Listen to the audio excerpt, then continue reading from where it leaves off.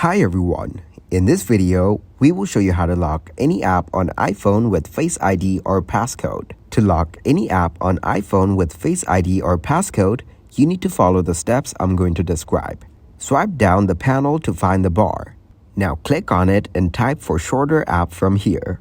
After that, click to open up the shortcut app. Once you get into its app, click on the automation option from the bottom bar. Then you have to create personal automation first. So click on it, and after that you have to select the app options from here. Once you select the app option, click on the choose button. Then choose the app in here.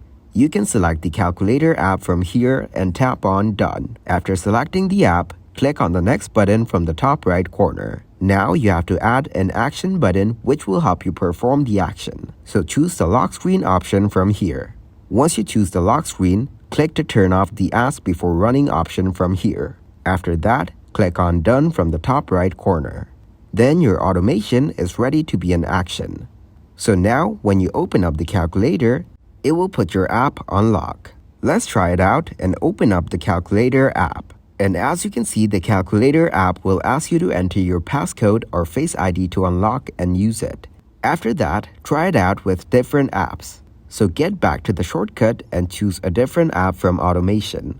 Let's say we choose the book app from automation. And then you need to add action. So we're going to pick the same action as before.